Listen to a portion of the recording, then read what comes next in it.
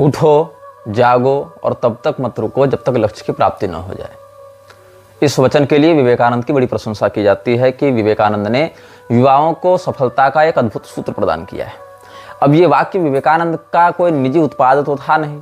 ये वाक्य उत्तिष्ठत, जागृत, प्राप्य वरान निबोधत, इस प्रकार के औपनिषदिक सिद्धांत से लिया गया है। अस्तु, सिद्धांत में तो कोई दोष नहीं है, लेकिन समस्या तब हो जाती है जब विवेकानंद जैसे लोग स्वयं वेद में अनधिकृत होकर वेद का व्याख्यान करने बैठ जाते हैं और एक दूसरे अनधिकारी मैक्स मूलर के बताए हुए उपनिषद भाष्य, वेद भाष्य आदि को या उपनिषद की व्याख्या को या उसके औपनिषदिक दृष्टिकोण को ब्रह्मर्षियों के तुल्य बताते हुए उसको वेदांतियों का भी सिरमौर कहने लग जाते हैं। तब चिंता होती है कि इन लोगों ने उपनिषदों का जो सैद्धांतिक मर्दन किया है उससे सनातन धर्म का लाभ हो रहा है या हानि हो रही है। विवेकानंद के विषय में हम पिछले दोनों भागों में आपको संकेत कर चुके हैं कि इस व्यक्ति की मानसिकता कैसी थी। विवेकानंद जिस समय गुवाहाटी आया था, कामाख्या मंदिर में भी आया। लक्ष्मीकांत शर्मा इत्यादि उस समय यहाँ के पंडा परिवार से थे जिसने विवेकानंद का आतिथ्य सत्कार किया था। आप कामाख्या आएंगे, मल्टी लेवल पार्किंग का यहाँ पर है बिल्डिंग, और वहाँ से आगे बढ़ेंगे बगलामुखी मंदिर की ओर। जब आप दाहिने मुड़ेंगे तो कुछ होटल्स हैं और उसके ठीक आपकी सड़क की दाहिनी ओर केदार भगवान का मंदिर है। उसके बाहर विवेकानंद की प्रतिमा लगी हुई है स्मारक के रूप में, और वहां पर उसकी बड़ी सुंदर प्रशंसा में बड़ी सुंदर शिलालेख लगे हुए हैं, क्या क्या बातें की हुई हैं। तो विवेकानंद कामाख्या आया था, दर्शन इत्यादि सब किया, 2-4 दिन रहा भी, और उस समय विवेकानंद को हो गया बुखार। जब बुखार हो गया, बीमार पड़ गया, बाद में गुवाहाटी में जाकर रुका था अन्यत्र, कामाख्या के शिखर पर तो मतलब नील पर्वत पर तो नहीं रुका था। तो वहां पर उसके व्यवस्था के लिए कॉटन कॉलेज गुवाहाटी का एक प्रोफेसर नियुक्त था जिसका नाम था पद्मनाथ। पद्मनाथ सैद्धांतिक सनातनी मूल्यों का प्रसारक अपने आप को मानता था और यज्ञोपवीत आदि से भी युक्त था पारंपरिक रूप से। तो उसने विवेकानंद और अपने संस्मरणों को व्यक्त करते हुए एक पुस्तक लिखी थी, रामकृष्ण विवेकानंद प्रसंग। रामकृष्ण विवेकानंद प्रसंग नाम से उसने एक पुस्तक लिखी थी, और इस पुस्तक में विवेकानंद से जुड़े हुए बहुत से रहस्यों को उसने प्रकाशित किया है जो आम जनमानस नहीं समझ पाता। तो पद्मनाथ ने क्या किया, जब विवेकानंद के सामने आया था तो उसने देखा कि विवेकानंद ने देखा कि वो जनेऊ बदलते हुए कुछ पढ़ रहा है। उस समय यज्ञोपवीत परिवर्तित कर रहा था वो।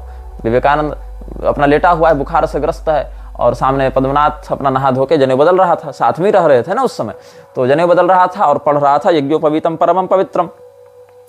तो विवेकानंद ने कहा कि तुम ब्लाइंड ऑर्थोडॉक्स हो, तुम अंधे विश्वासी हो, अंधविश्वासी हो, अंधे रूढ़िवादी हो।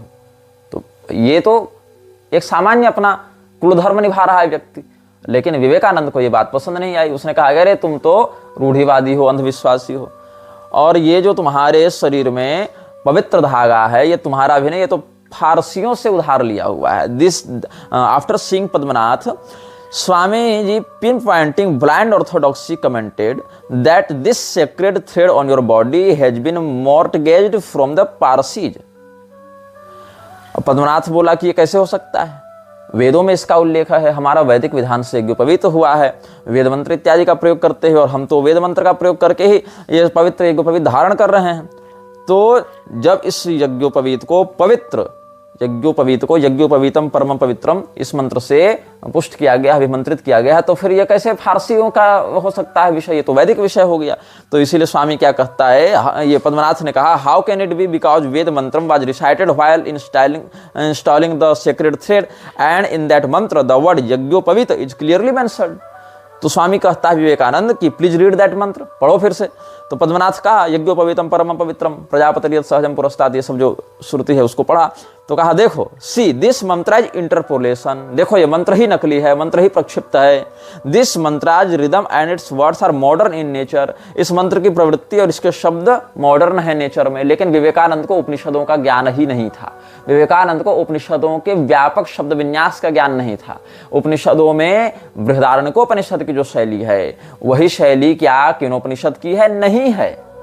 क्या छांदोग्योपनिषद की जो शैली है वही शैली ईशावास्योपनिषद की है? नहीं है। लेकिन क्या इनमें से कोई भी उपनिषद अप्रामाणिक है? नहीं है। वैसे ही श्री राम रहस्योपनिषद की शैली, मुक्तिकोपनिषद की शैली या संन्यासोपनिषद की शैली क्या एक समान है?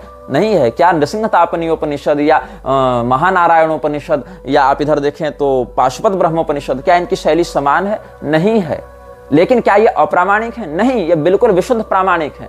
अथर्वशीर्षों में आप देख लीजिए, जो गणपति अथर्वशीर्ष की शैली है और जो शिव अथर्वशीर्ष की शैली है, क्या दोनों समान है? नहीं है। शिव अथर्वशीर्ष की शैली रामतापनीयोपनिषद के साथ जुड़ जा रही है बहुत अंशों में।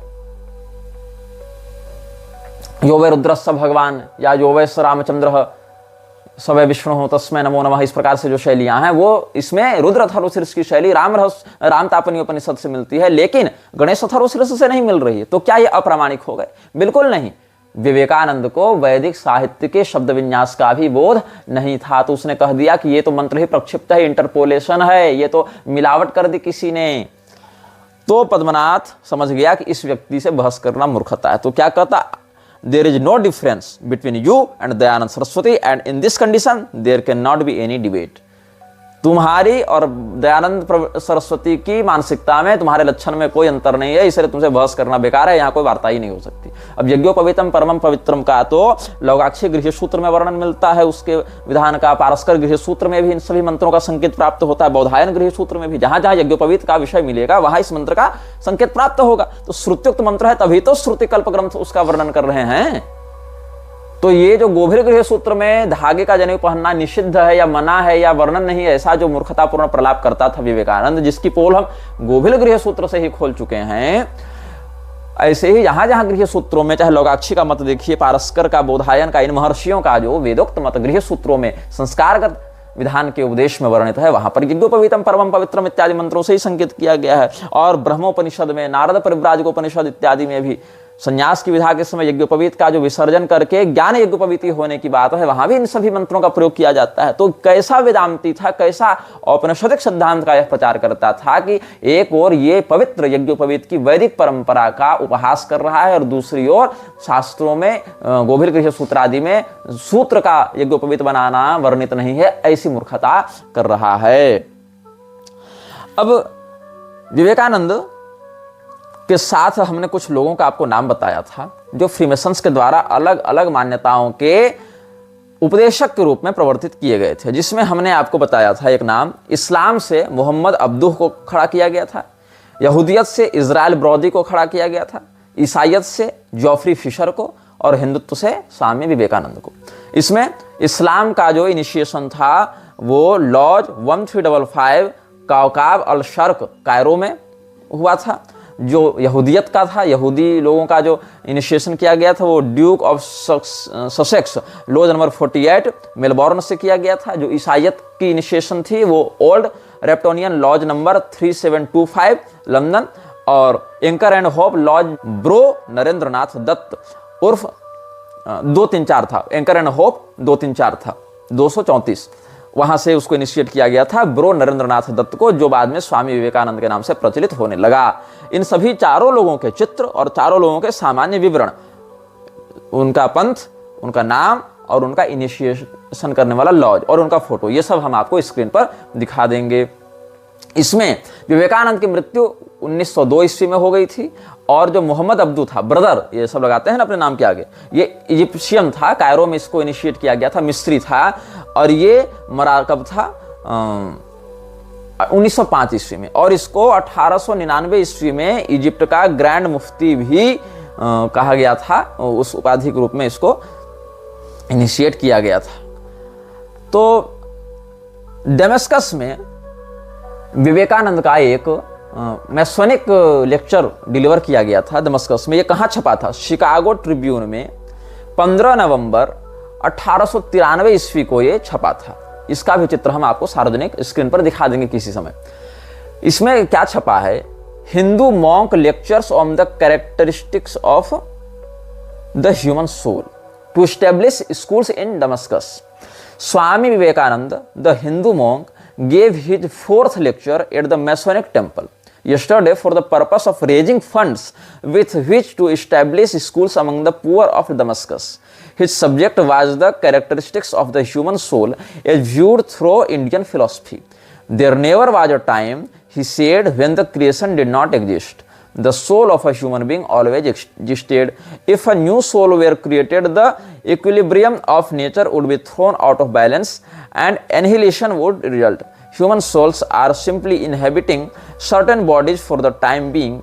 God could not be partial by creation of some souls to be eternally happy or others to be eternally miserable. The present is only the line of demarcation between the past and the future. इस प्रकार की कुछ बातों को यहाँ पर report किया गया है शिकागो ट्रिब्यून 15 नवंबर 1894 ईस्वी में, जो विवेकानंद का दमस्कस में भाषण हुआ था। अब ये दमस्कस गया, दमस्कस में भाषण दिया, इन सभी बातों को आज के इतिहास में उतने व्यापकता से पढ़ाया नहीं जाता है कि ये कब गया, कैसे हुआ, इसके विषय में बस शिकागो वाली बात को, जो धर्म संसद वाली बात, विश्व धर्म संसद जिसको ये लोग कहते हैं, वर्ल्ड पार्लियामेंट ऑफ रिलीजन्स या वर्ल्ड रिलीजन पार्लियामेंट, तो ये इन सभी बातों को ही केवल ग्लोरीफाई किया जाता है, लेकिन इसके अलावा ये जहां जहां गया उसको मुख्य धारा में नहीं बताया जाता, नहीं पढ़ाया जाता, उन पर चर्चा भी लोग नहीं करना चाहते, क्योंकि इन सब चर्चाओं के बाद रहस्य खुलने प्रारंभ होंगे कि वहां क्यों गया, वहां किन लोगों से मिला, किन लोगों ने इसको एकोमोडेट किया, किन लोगों ने इसको खिलाया पिलाया ठहराया पैसा दिया। इन सब बातों पर जब चर्चाएं होंगी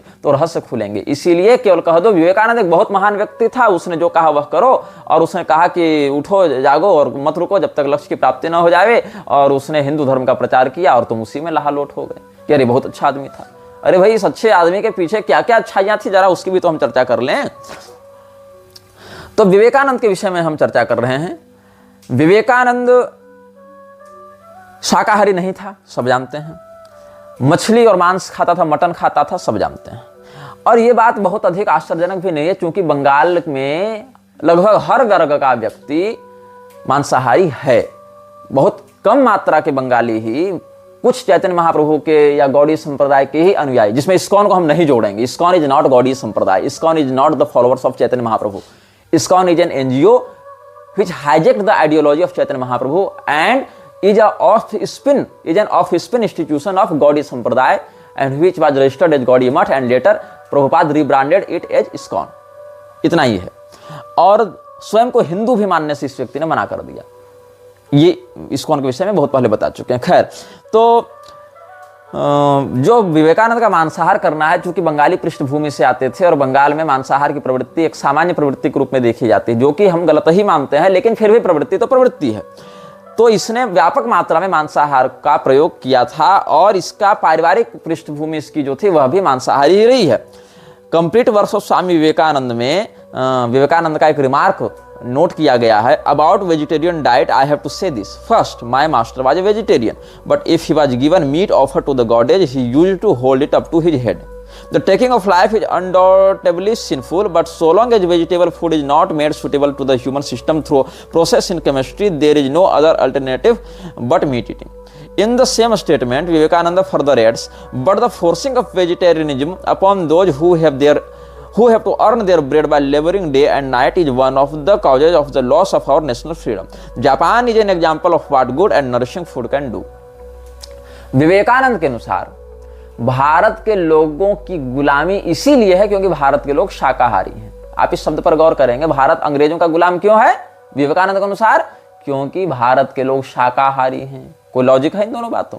नहीं है। लेकिन विवेकानंद ने कहा, क्योंकि विवेकानंद को लॉजिक से मतलब नहीं था, विवेकानंद को बोलने से मतलब था। लॉजिक तो तुम्हारे अनुयायियों का विषय है ना, वो निकालते रहेंगे। अस्तु, तो विवेकानंद ने क्या कहा कि जहां तक शाकाहारी भोजन की बात है तो मुझे कुछ कहना है। क्या कहना है कि हमारे जो मास्टर, मैं हर मास्टर का अर्थ है रामकृष्ण परमहंस, हमारे जो गुरुदेव हैं वो शाकाहारी हैं, मतलब थे, वाजो, मतलब ये विवेकानंद ने रामकृष्ण परमहंस के पर्यवसान के बाद कहा है। तो हमारे जो मास्टर रहे वो तो रहे शाकाहारी, लेकिन भगवती कालिका को जहां बलिदान दिया जाता था तो बलिदान का जब मांस उनको प्रस्तुत किया जाता था तो उसको उठाकर माथे से लगाते थे, ग्रहण नहीं करते थे लेकिन प्रणाम करते थे। तो ऐसी स्थिति में कामाख्या इत्यादि में भी हम लोग क्या अनुशासन करते हैं? रसग्रहण, दर्शन और घ्राण, तीन विधान से ऐसे प्रसाद को ग्रहण किया जाता है जो आपकी प्रवृत्ति के विरुद्ध हो। मतलब यदि ऐसी स्थिति में कोई ऐसा प्रसाद प्राप्त हो रहा हो जो हमारे लिए जो आचार विहित है उसमें अग्राह्य कोटि का हो, तो प्रसाद होने मात्र से हम देख कर उसको ग्रहण करेंगे। दृष्टि मात्र से हमने ग्रहण कर लिया, प्रणाम कर लिया, या उसके आने वाले गंध को ग्रहण कर लिया, तो क्या होता है कि अगर पूर्णतया प्रवृत्ति विरुद्ध है तब केवल देख कर प्रणाम कर लेंगे, माथा झुका लेंगे। अगर वह अल्पग्राह्य कोटि का है प्रवृत्ति के अनुसार तो सूंघ कर ग्रहण कर लेंगे, उसके घ्राण माध्यम से उसको ले लेंगे। और अगर ग्राह्य कोटि की प्रवृत्ति में है तब उसको भक्षण कर लेंगे। ये 3 प्रकार से प्रसाद को ग्रहण किया जाता है। तो इसमें केवल ऐसा नहीं है कि मांस की बात है।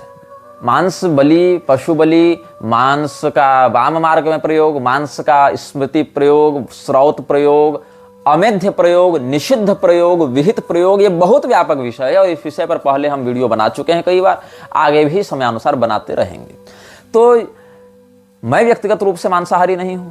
लोग मुझे कह रहे हैं कि तू तो मांस खाने वाला, श्मशान में मुर्दों से रमण करने वाला तांत्रिक है, कुछ भी लोग कहते रहते हैं। एक व्यक्ति कह रहा था कि तुम मेकअप करके कैमरे के सामने आते हो। अरे कैमरा के सामने रहे या कैमरा के बाद रहे, मेकअप तो हम कभी करते ही नहीं, तिलक इत्यादि करते हैं केवल। विवेकानंद तो वो भी नहीं करते, दिखा गया था तिलक इत्यादि। अस्तु बात ऐसी है कि लोग मुझे क्रोधी मानते हैं। क्रोधी नहीं है, ऑफ कैमरा हम बहुत बढ़िया व्यवहार करते हैं लोगों से, बस कैमरा ऑन होने के बाद हमारी खोपड़ी घूम जाती है लोगों के अत्याचार और अधर्म को देखकर। अन्य लोगों के साथ क्या है, इधर उधर खूब उत्पात करेंगे, खूब षड्यंत्र और खूब पॉलिटिक्स और खूब चमचे में लगे रहेंगे, लेकिन कैमरा ऑन होने के साथ ही बन जाते हैं सज्जन, संत, सरल।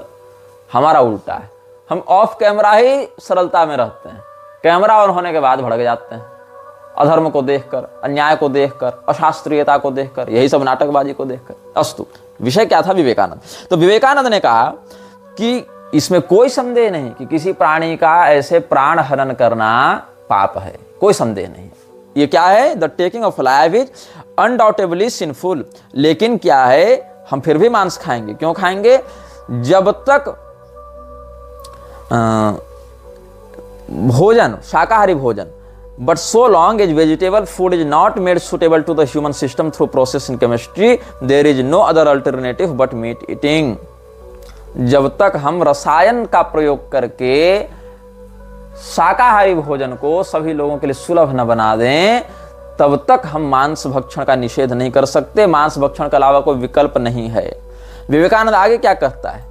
किसी व्यक्ति को शाकाहारी बनाने के लिए मजबूर करना उस पर अत्याचार है, खास करके तब जब दिन और रात मेहनत करके उसने अपने लिए रोटी कमाई हो और उसको मीट खाने का मन हो। दिन रात मेहनत करके उसने पैसा कमाया और उस शरीर को पुष्ट करने के लिए उसको मांस खाना पड़ेगा और मांस खाने से ही शरीर पुष्ट होगा। ये नरिशिंग फूड है, जिसका एक अच्छा एग्जाम्पल जापान है। जापान और चीन के लोग 4 पैर वालों में केवल कुर्सी नहीं खाते, बाकी सब खा जाते हैं। उड़ने वाली चीजों में केवल पतंग नहीं खाते, बाकी सब खा जाते हैं। ये एक पुरानी कहावत है, बाकी सब खा जाते हैं। तो जापान एक अच्छा उदाहरण है कि कैसा भोजन करना चाहिए। पौष्टिक भोजन करने से, अच्छा भोजन करने से शरीर कितना सुदृढ़ रहता है। ये जापानियों से सीखना चाहिए भारतीयों को। और भारत के लोग शाकाहार पर जोर दे रहे हैं, इसी कारण से उनका शरीर कुपोषित होता जा रहा है और वे अंग्रेजों के गुलाम बनते जा रहे हैं। बंगाल के फेमाइन में अंग्रेजों ने कितना अन्न का अवैध कारोबार किया। लोगों के घर से अनाज छीन छीन कर ले जा रहे थे, लोग भूखे मर रहे थे और उनको भूखे मरने के कारण महामारी से भी अधिक नरसंहार का सामना करना पड़ा। इन सब विषयों पर रामकृष्ण मिशन नहीं बोलता।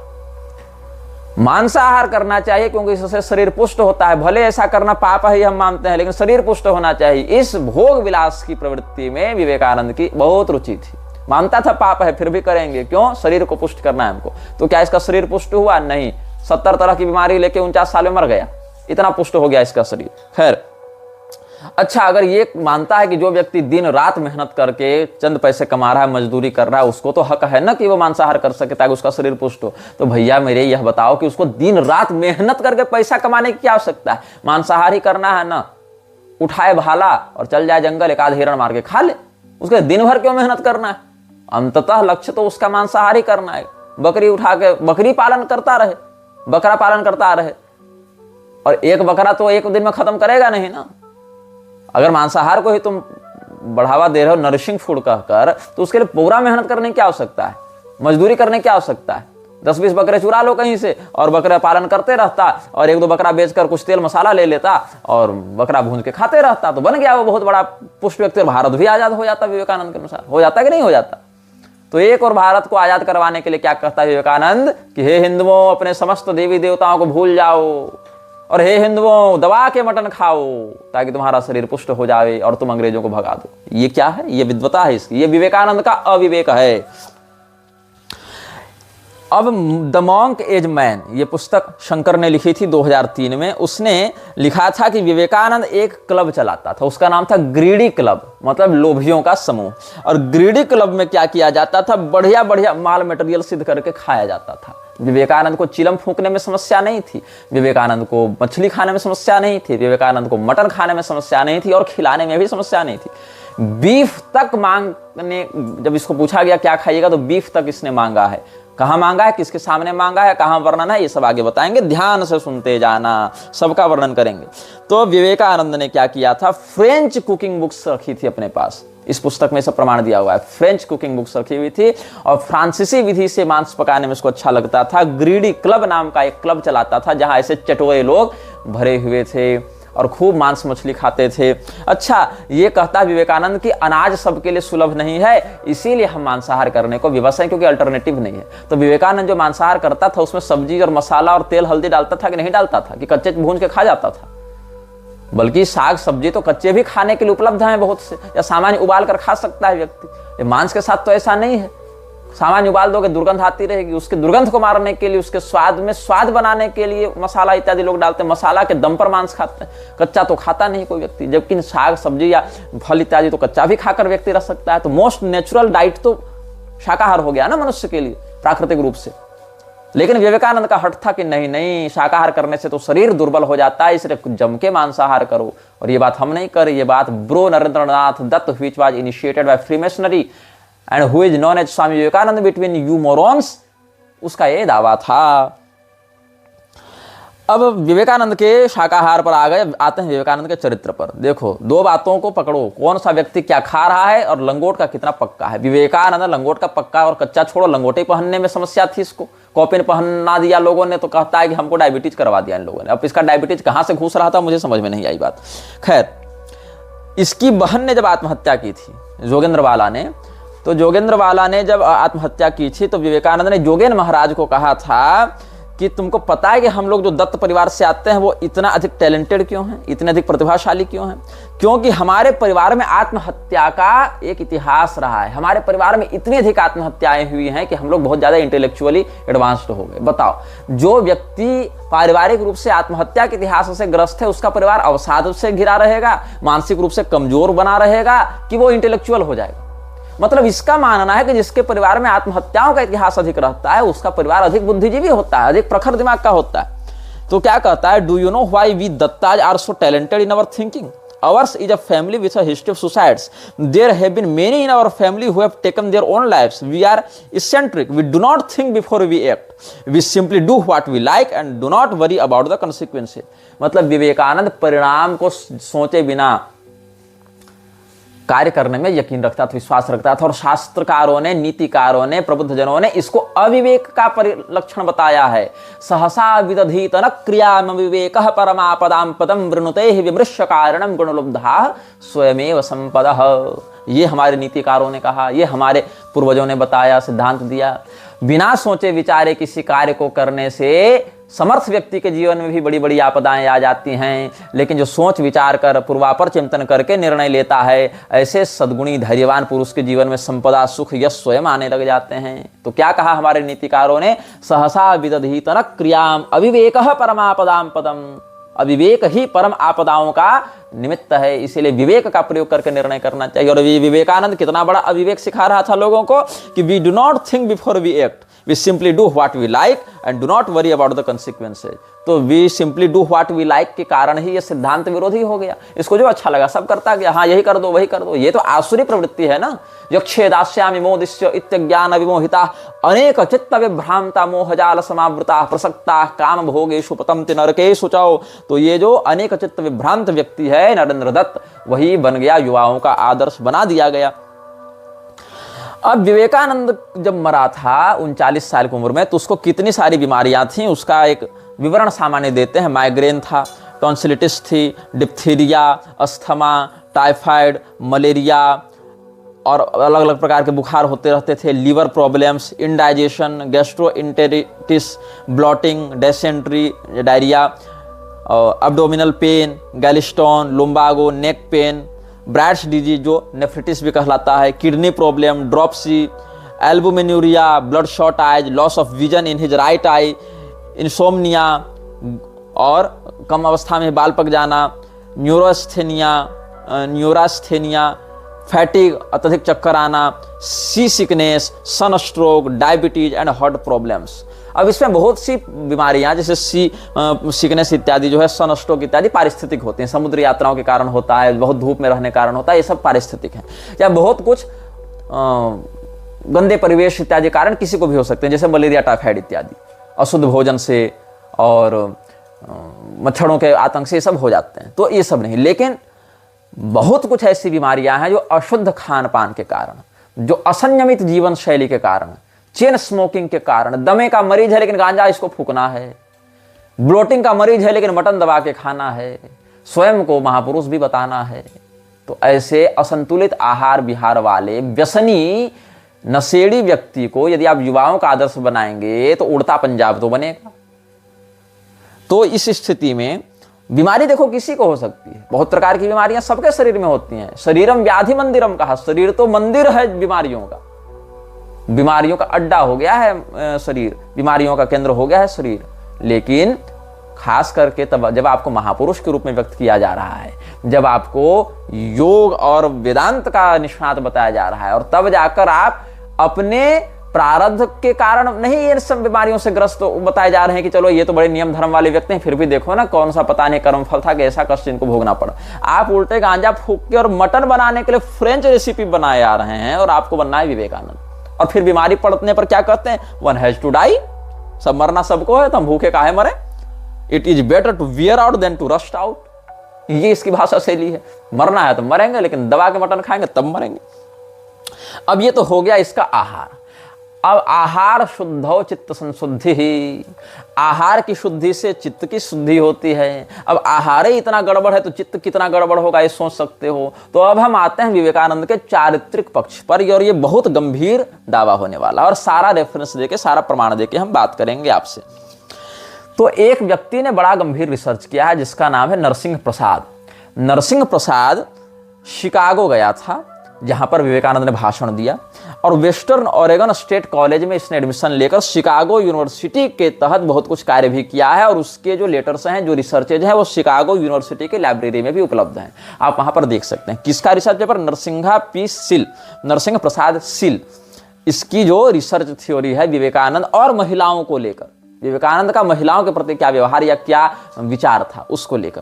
तो वेस्टर्न ओरेगन स्टेट कॉलेज से इसने सब कार्य किया था, और लाइब्रेरी ऑफ शिकागो यूनिवर्सिटी में ही ये सब आपको डॉक्यूमेंटेशन मिल जाएंगे। इसका टॉपिक है स्वामी विवेकानंदाज कॉन्सेप्ट ऑफ वुमेन।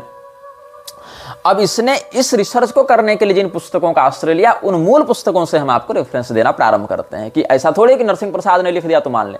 नरसिंह प्रसाद ने जो लिखा, उसको लिखने के लिए नरसिंह प्रसाद ने विवेकानंद के किन ऑथेंटिक बुक्स का या साहित्य का आश्रय लिया, किन पत्रावलियों का आश्रय लिया जो विवेकानंद ने खुद चिट्ठियां लिखी हैं, उनमें से कहां से आश्रय लिया, इन सभी रेफरेंसेज को हम आपके सामने व्यक्त करते जा रहे हैं।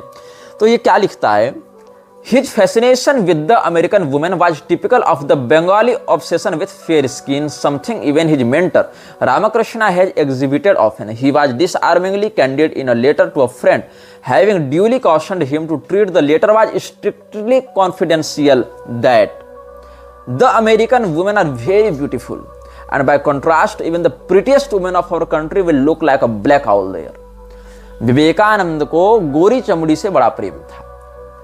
विवेकानंद के मेंटर रामकृष्ण भी काले लोगों की अपेक्षा गोरे लोगों को अधिक पसंद करते थे, ऐसा यहां दावा किया गया है। Something even his mentor Ramakrishna has exhibited often. अब ये जो दावा है रामकृष्ण परमहंस का गोरे लोगों के साथ ज्यादा आकर्षण होना, इसके विषय में भी एक अलग विवादित श्रृंखला चल रही है। और वो विवादित बात क्या कहती है, एक अमेरिकी कॉलेज प्रोफेसर जो 1962 में जन्म लिया था, जिसका नाम है जेफरी जे क्रिपाल, जेफरी जॉन क्रिपाल। तो जेफरी जॉन क्रिपाल ने एक पुस्तक लिखी थी जो बड़ी विवादित हुई। उस पुस्तक का नाम है कालीज चाइल्ड, मतलब काली का बच्चा। और रामकृष्ण परमहंस के जीवन से जुड़े हुए बहुत से विषयों पर उसने लिखा है। और रामकृष्ण परमहंस के जीवन से जुड़े उन विषयों को उसने जब लिखा तो ऐसी बातें लिखी जिसको सुनकर, सोचकर, समझकर आप बड़े सदमे में जा सकते हैं।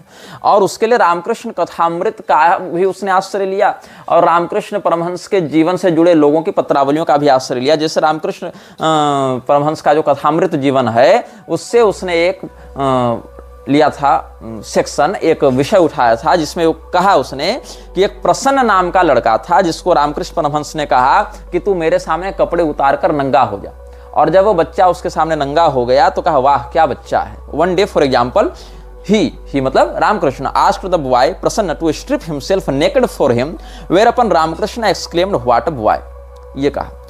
अब कथामृत से ही एक उसने और दूसरा विषय उठाया था कि मैं छोटे बच्चों के लिंग की पूजा चंदन और फूल से करता हूं। ये रामकृष्ण ने कहा था कि इन दैट स्टेट, एक ऐसी स्थिति में मैं पहुंच जाता हूं, I could not help but worship the little penises of boys with sandal paste and flowers. और क्या करता था, the boys penis Ramakrishna once touched और fondled in a dream like vision, he now rubs with sandal paste in the light of day, and the laughter of the dream has been replaced by the seriousness and compulsion of the ritual act। इसका यह दावा था कि रामकृष्ण परमहंस ने एक दिन एक सपना देखा था कि एक छोटे बच्चे के लिंग की वह पूजा कर रहा है और फिर चंदन को घिसकर वो व्यक्ति उस बच्चे के लिंग को वेष्टित करता है और पूजन करता है। तो जगने पर भी वो ऐसा ही कर रहा था, एक सीरियसनेस के साथ इस रिचुअल एक्ट को करने के लिए। ये भी वहां पर दावा किया गया है। एक और दावा आप देखेंगे रामकृष्ण परमहंस कथामृत से ही, a certain person slanders me greatly, he only says that I love boys. और इस विषय को उठाकर कहा जाता है कि रामकृष्ण परमहंस पुरुषों की ओर आकर्षित होते थे, स्त्रियों की ओर नहीं। इसीलिए शारदा माई से उन्होंने मातृवत संबंध रखा, पत्नीवत संबंध नहीं रखा। यह भी एक थ्योरी बाहर निकल कर आती है, क्योंकि वो व्यक्ति समलैंगिक था और पुरुषों की ओर आकर्षित होता था। ऐसा भी दावा इस पुस्तक में किया गया। और यहां तक कि a naked person used to stay around, I would play with his little penis with my hand, then I would laugh a lot. This naked form used to come out of me, it was in the form of a paramahansa like a boy। ये सब बातें भी इसमें कही गई हैं। तो इन विषयों के कारण बहुत विवाद हुआ। और जब कालीज चाइल्ड लिखी किसने, जेफरी जे क्रिपाल ने, तो इस पुस्तक को पहले तो बहुत अप्रिशिएट किया गया। ये बता दूं कि ये राइस यूनिवर्सिटी इन ह्यूस्टन टेक्सास, इसमें ये प्रोफेसर भी रहा है। तो ये व्यक्ति जो रामकृष्ण मिशन पर इस प्रकार से, रामकृष्ण परमहंस पर इस प्रकार से रिसर्च कर रहा था, उसने जो पुस्तक लिखी कालीज चाइल्ड, ये छपी कब 1995 ईस्वी में।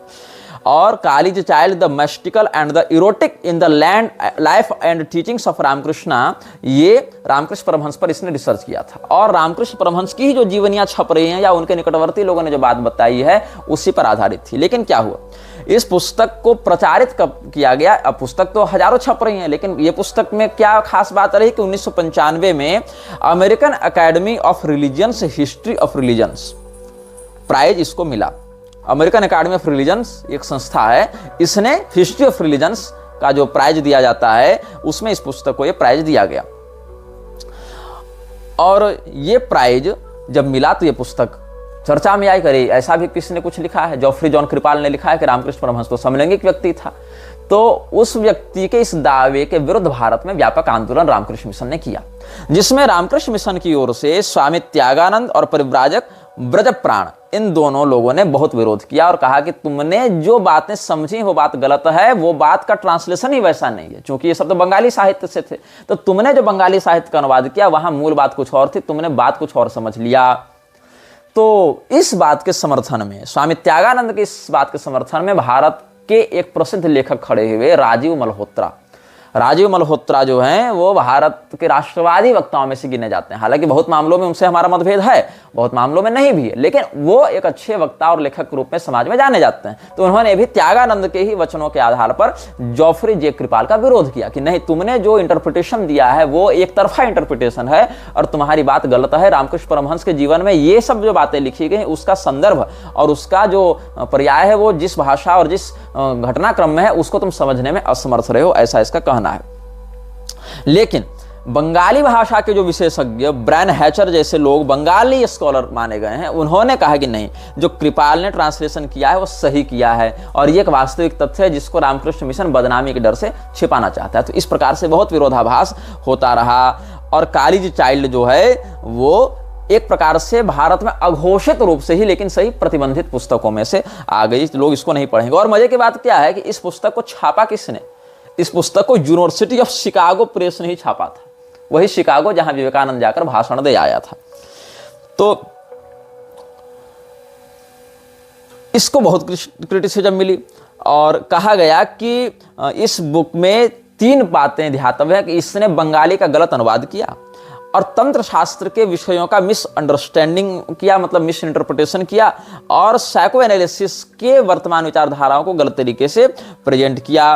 तो इस पुस्तक को बैन करने के लिए भारत की संसद में 1996 में एक बिल लाया गया, एक निवेदन किया गया।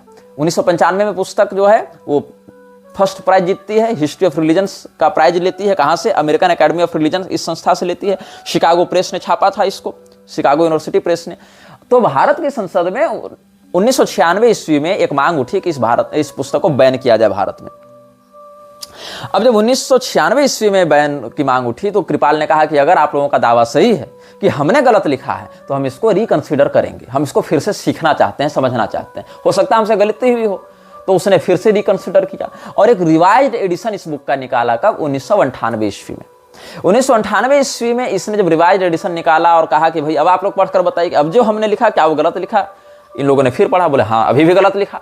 तो 2001 ईस्वी में फिर सेकंड एडिशन को बैन करने के लिए भी एक पिटीशन दायर किया गया, किंतु यह पुस्तक आधिकारिक रूप से बैन नहीं हो पाई। लेकिन दंगा, विरोध और जान की धमकियां आ रही थी ना जॉफ्री कृपाल को कि तुमको मरवा दिया जाएगा, मर्डर की धमकी आ रही थी, इसीलिए इस पुस्तक का व्यापक प्रचार नहीं हुआ। और सरकारी रूप से तो बैन नहीं हुई पुस्तक, लेकिन व्यवहारिक रूप से मार्केट से इस पुस्तक की प्रतियां हटा ली गई। अच्छा ठीक है, हम इस विषय पर कोई चर्चा नहीं करेंगे। और बाद में जॉफ्री कृपाल की जो पीएचडी डिसर्टेशन की गई थी रामकृष्ण परमहंस के ऊपर यूनिवर्सिटी ऑफ शिकागो में, जिसमें वेंडी डॉनिजर इत्यादि लोग गाइड एडवाइजर इत्यादि रहे, उन लोगों ने कहा कि देखो तुम तांत्रिक और साइको एनालिटिक जो ट्रेडिशंस हैं उसके आधार पर तुम इसको अच्छे तरीके से परिभाषित करो और इसमें कुछ ऐसे शब्दावलियों का प्रयोग करो जो तंत्र शास्त्र की ऑथेंटिसिटी से जुड़े हुए हैं, ताकि विषय को प्रामाणिक रूप से तुम प्रस्तुत कर सको। तो ये सब बातें समाज में चलती रही। इसी कारण से जो विवेकानंद के समर्थक हैं, रामकृष्ण मिशन के समर्थक हैं, उनका यह दावा है कि जॉफ्री कृपाल ने गलत लिखा है, रामकृष्ण परमहंस ऐसे नहीं थे। और जॉफ्री कृपाल का दावा है कि इस पुस्तक को लिखने के लिए हमने 12 साल रिसर्च किया और रामकृष्ण परमहंस के साथ चूंकि बचपन में भी बहुत अत्याचार हुआ है, शोषणात्मक प्रवृत्ति लोगों की रही, बहुत चाइल्ड ट्रॉमा से वो गुजरे, तो चाइल्डहुड ट्रॉमा, सब लिमिटेड होमो इरोटिक और पेडोफिलिक पैशंस उसमें डेवलप हो गए थे। छोटे बच्चों के प्रति यौन आकर्षण और मानसिक संवेदना, समलैंगी के प्रति, समलिंग के प्रति समलैंगिकता का उदय होना, ये सब जो है रामकृष्ण परमहंस के व्यक्तित्व में आने लगे। और इसको हम 12 साल पहले जो मैल्कॉम मैकलीन ने रामकृष्ण कथामृत का इंग्लिश ट्रांसलेशन किया था, उससे भी हम इसको पुष्ट कर सकते हैं कि रामकृष्ण कथामृत जो 5 वॉल्यूम में लिखी थी ना महेंद्र नाथ गुप्ता ने, तो उसको बाद में मैल्कॉम मैकलीन ने अनुवाद किया था अंग्रेजी में। तो 12 साल पहले जो इसने अंग्रेजी अनुवाद किया है रामकृष्ण कथामृत का ही, उसी से हमने रेफरेंस देकर लिखा है, ऐसा जॉफ्री जे कृपाल ने दावा किया। तो ये सब अलग अलग पक्ष समाज में चल रहे हैं रामकृष्ण परमहंस के व्यक्तित्व से जुड़े हुए, जो कि हमने आपके समक्ष स्पष्ट कर दिया है। तो अब हम बताया क्यों रहे थे ये सब विषय, क्योंकि विवेकानंद का महिलाओं के प्रति जो विचार था या जिस प्रकार के पत्रावलियां प्राप्त होती हैं उसमें जो बातें हैं उसको आप समझें, क्योंकि गोरे शरीर के प्रति रामकृष्ण परमहंस की भी होमो इरोटिक भावनाएं अभिव्यक्त होती थी, ऐसा बहुत से लेखकों और शोधकारों ने विवादित रूप से ही सही लेकिन दावा किया है। अब विवेकानंद के विषय में जो नरसिंह प्रसाद सील का हम रिसर्च आपको दिखा रहे हैं, वहाँ पर ये क्या लिख रहा है और कहाँ से रेफरेंस देकर लिख रहा है, इस पर हम बता रहे थे। उसने एक चिट्ठी लिखी थी और उस चिट्ठी को विवेकानंद ने स्पष्ट कहा था कि ये स्ट्रिक्टली कॉन्फिडेंशियल चिट्ठी है। 2 बार उसने क्वेश्चन किया था उस लेटर में। क्या कहता है, having duly cautioned him to treat the letter as strictly confidential. और इस चिट्ठी का वर्णन कहाँ है, तो prophetic mission volume 1 page number 445 and 446, Vivekananda's observations reported in the Detroit Tribune, April 1, 1894। यहां से हम आपको बता रहे हैं। और कंप्लीट वर्क्स ऑफ विवेकानंद में भी इसका वर्णन आपको मिल जाएगा। He would reiterate his position in regards to the Hindu women 3 years later by claiming in his fantastic essay, The East and the West, that all of the nations of the world, the Hindus are the handsomest and finest in features. उससे पहले इसने क्या कहा था, जो उस पत्र में लिखा गया कि the American women are very beautiful and by contrast even the prettiest women of our country will look like a black owl there, कि अमेरिकी महिलाएं चमड़ी के रंग में सबसे अधिक ब्यूटीफुल हैं, प्रीटी हैं, और हमारे देश की सबसे सुंदर स्त्री को भी अगर अमेरिकी मेम साहब के सामने खड़ा कर दिया जाए तो भारतीय महिला कैसी दिखेगी, एक काले उल्लू के समान दिखेगी अमेरिकी गोरी चमड़ी के सामने। अच्छा, हो सकता है यहां पर तथ्यात्मक बात हो रही हो सकता है विवेकानंद ने जो कहा उसके पीछे एक फैक्ट को प्रदर्शित करना हो, हालांकि ये फैक्ट है नहीं, फिर भी विवेकानंद के नजरिए से हो सकता है ये फैक्चुअल स्टेटमेंट रहा हो। तो इसकी हम आगे पोल खोलते हैं। क्या लिखते हैं ये लोग, the young ascetic was so carried away by the beauty of the American woman that he did not even bother to contradict his observation on the beauty of the Hindu woman made only a few months earlier, that to see a Hindu girl is to pause and marvel that God could make anything so exquisite। क्या कहता है विवेकानंद, 3-4 महीना पहले ही विवेकानंद ने एक बयान दिया था हिंदू महिलाओं के रूप में कि अगर तुम्हें किसी हिंदू महिला को देख लो तो मन करता है खड़ा होकर बस देखता रहूं और तारीफ करूं क्या उसकी जिसने तुम्हें बनाया। ये विवेकानंद ने कहा। तो भैया तुम तो सन्यासी हो, माद्यते प्रमदाम दृष्ट्वा, तुम सन्यासी थे इसलिए तो कहा कि भंगी का चिलम क्या, अपन सन्यासी अपन माल फूकेगा। लेकिन अभी तुम कह रहे हो कि अरे कोई हिंदू महिला को देख तो लो एक बार, ऐसा लगे क्या फुर्सत से ईश्वर ने इसको बनाया, क्या रचना बनाई है ईश्वर ने। तुम रुक कर उसको देखने के लिए, उसको घूरने के लिए बस हो जाओगे। ये मानसिकता थी विवेकानंद की। लेकिन जब अमेरिकी मेम साहब ने इसको दिखाया करे नहीं बात तो ऐसी भी होती है इधर, तो अमेरिकी मेम साहब के सामने जाकर इसने क्या कहा, करे हिंदू महिला क्या, भारतीय महिला क्या सुंदर, अरे उसकी सबसे सुंदर महिला को उठाकर भी तुम्हारे सामने रख देवे तो काली उल्लू लगेगी, तुम्हारी चमड़ी की आ गई। तो ये विवेकानंद के रिमार्क्स जो हैं वो वही थे कि सामने कोई सुंदर महिला दिख जावे तो उसको सीधे उर्वशी, मेनका, रंभा, तिलोत्तमा सिद्ध कर दो। ये विवेकानंद के विचार हमने तुमको स्पष्ट रेफरेंस के साथ बता दिए कि कहाँ वर्णन है। फिर हम आगे बताते हैं, इसका और भी आपको मिलेगा वर्णन, जो complete works of Vivekananda volume 7 है उसमें भी ये सब मिल जाएगा। जब 5 सितंबर 1894 को विवेकानंद ने मनमथनाथ भट्टाचार्य को लिखा था पत्र, और पत्रावली में बंगाली संस्करण भी छपा हुआ है इसका, और जो इसमें इंग्लिश ट्रांसलेशन है वो भी हम आपको बता चुके हैं। प्रोफेटिक मिशन इत्यादि में भी ये सब बातें वर्णित हैं।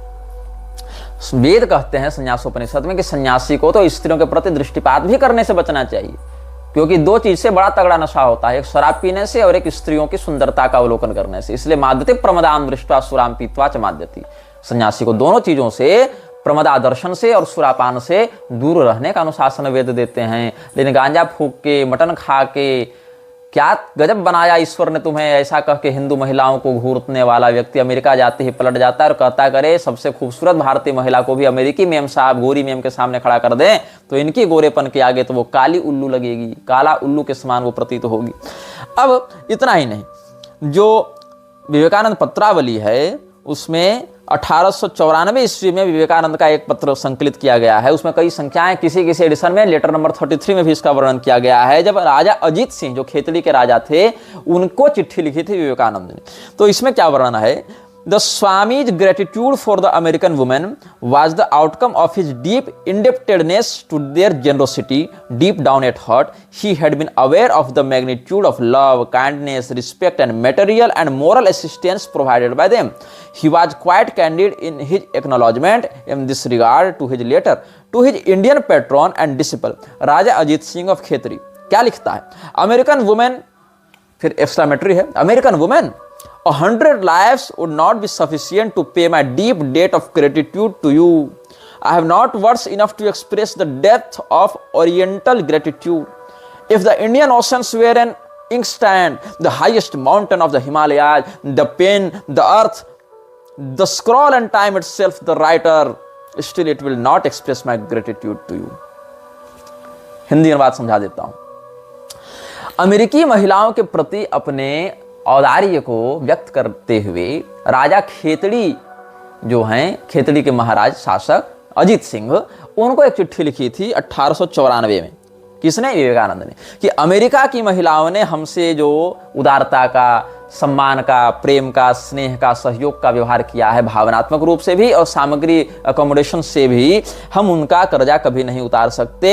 अमेरिकी महिलाओं का कर्ज तो हम 100 साल में भी नहीं, 100 जन्मों में नहीं उतार सकते। अगर पूरे हिंद महासागर को हम स्याही में बदल दें, पूरा हिंद महासागर ही दवात बन जाए, स्याही में बदल दें, देखना इसके कवि कुशलता को देखना, विवेकानंद के कल्पना शक्ति का तुम आनंद लो। ये लिखता है, if the Indian ocean were an inkstand, the highest mountain of the Himalayas, the pen, the earth, the scroll and time itself the writer, still it will not express my gratitude to you American womens. अगर पूरे हिंद महासागर को हम स्याही में बदल दें, अगर हिमालय पर्वत को मतलब हिमालय पर्वत जितना विस्तृत है उससे बने स्याही को हम हिंद महासागर जितने बड़े पात्र में रख दें, ये अर्थ है उसका। मतलब हिमालय पर्वत से स्याही बना लें, उतना स्याही का ढेर हो, उतना काजल का ढेर हो जिससे हम स्याही बना लें, और फिर हिंद महासागर जितने बड़े दवात में रख दें, और पृथ्वी को ही कागज बना दें। साथ ही साथ यहाँ पर तो द पेन लिखा है, हाईएस्ट माउंटेन ऑफ हिमालयाज, ये भी एक भाव यहाँ दिख रहा था कि हिमालय जितनी बड़ी मेरी कलम हो, और हिंद महासागर जितना बड़ा दवात, जितनी बड़ी दवात हो, और पृथ्वी जितना बड़ा पेपर हो, और लिखने वाला स्वयं समय हो, तब भी हे अमेरिकी महिलाओं, हम तुम्हारे किए उपकार का बदला नहीं चुका सकते। अब सोचो कितनी सुंदर बात कही, लेकिन ये बात भी चुराई हुई है। असित गिरि समं स्यात् कज्जलम सिंधु पात्रे, सुरतरुवर शाखा लेखनी पत्र मुर्वी, लिखति यदि गृहीत्वा शारदा सर्वकालम, तदपि तव गुणानामीश पारन्न याति। पुष्पदंताचार्य जी शिव महिम्न स्तोत्र में भगवान महादेव के लिए बात कहे हैं। असित गिरि समं स्यात् कज्जलम सिंधु पात्रे, जो कज्जल है वो पर्वत के समान हो जावे और सिंधु रूपी पात्र में रख दिया जावे। सुरतरुवर शाखा लेखनी पत्र मुर्वी, और कल्प वृक्ष की शाखाएं कलम बन जावे और पूरी पृथ्वी पत्र बन जावे। और ऐसे अनंत तुल्य संसाधनों से अनंत सामर्थ्यशालिनी भगवती सरस्वती अगर बैठकर आपके गुणों का कीर्तन करना चाहें, आपके सद्गुणों का वर्णन करना चाहें, तो भी ये महादेव जी आपके गुणों का वर्णन करके समाप्त नहीं किया जा सकता। ये हमारे यहाँ का शिव महिम्न स्तोत्र का श्लोक है, और ये विवेकानंद वहां से सारे के सारे दिव्य भाव उठाकर कहा छाप दिया, हे अमेरिकी महिलाओं, हम इस प्रकार के दिव्य संसाधनों से युक्त होकर भी तुम्हारे उपकार का बदला नहीं चुका सकते, तुम्हारी प्रशंसा नहीं कर सकते। मतलब इतना अनंत गुण तुम्हारे अंदर भरा हुआ। इन वृक्ष कन्याओं की चापलूसी में विवेकानंद ने शिव महिम्न स्तोत्र का श्लोक उठाकर चेप दिया, और ऐसा भाव व्यक्त करके खेतड़ी के राजा को चिट्ठी भी लिख दी। समझ रहे हो विवेकानंद का लेवल?